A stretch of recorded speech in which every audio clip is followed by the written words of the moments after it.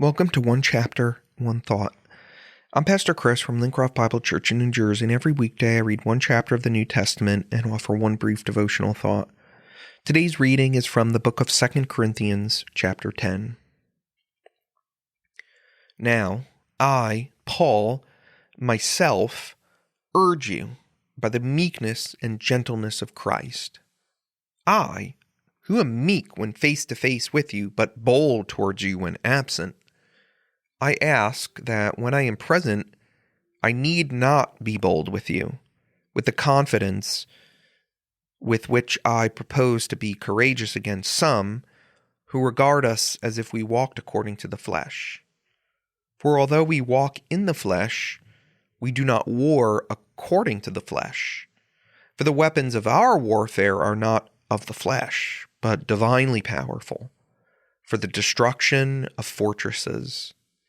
We are destroying speculations and every lofty thing raised up against the knowledge of God. And we are taking every thought captive to the obedience of Christ.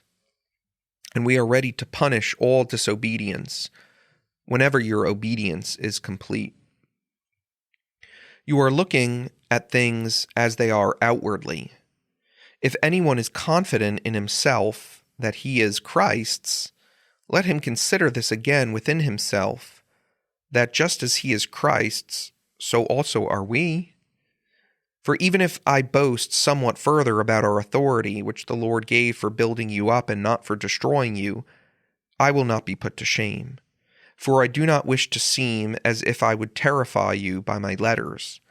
For they say about me, his letters are weighty and strong, but his personal appearance is unimpressive and his speech contemptible. Let such a person consider this, that what we are in word by letters when absent, such persons we are also in deed when present. For we are not bold to class or compare ourselves with some of those who commend themselves, but when they measure themselves by themselves and compare themselves with themselves, they are without understanding.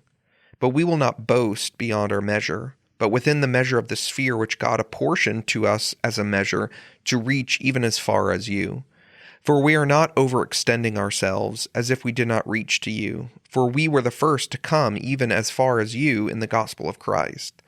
Not boasting beyond our measure, that is, in other men's labors, but with the hope that as your faith grows, we will, within our sphere, enlarge even more by you, so as to preach the gospel even to the regions beyond you, and not to boast in what has been accomplished in the sphere of another. But he who boasts must boast in the Lord. For it is not he who commends himself that is approved, but he whom the Lord commends. Paul takes a turn in his letter to passionately implore the Corinthians to stay the course and follow him. So what you need to remember is that the Corinthians were being swayed by these imposter apostles, or as Paul will later call them, the eminent or the super apostles.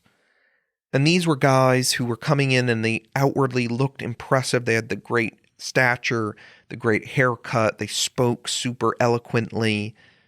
They seemed outwardly very impressive. And Paul, by comparison, he seemed pathetic. They were accusing Paul of saying, look, man, you write all these harsh and bold letters and then you come amongst us and you don't look great. You don't speak great. You are sort of weak and pathetic. But Paul reminds them that his power does not lie in his speaking ability or his physical stature. He says that we do not wage war according to the flesh, but we have weapons that are divinely powerful for the destruction of fortresses. Right? These weapons that Paul has is proclaiming the gospel and his apostolic authority. So what he's saying here is look, you may look impressive on the outside.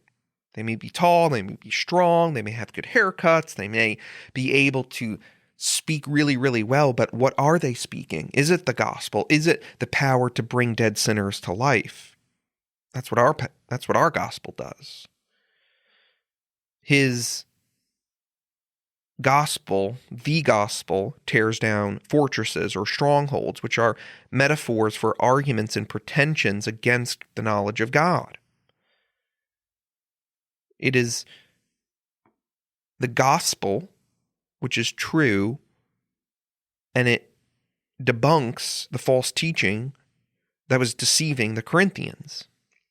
And so Paul is saying that he's taking every thought captive, every rebellious idea that is being propagated in that community. Paul is bringing it in submission to Christ.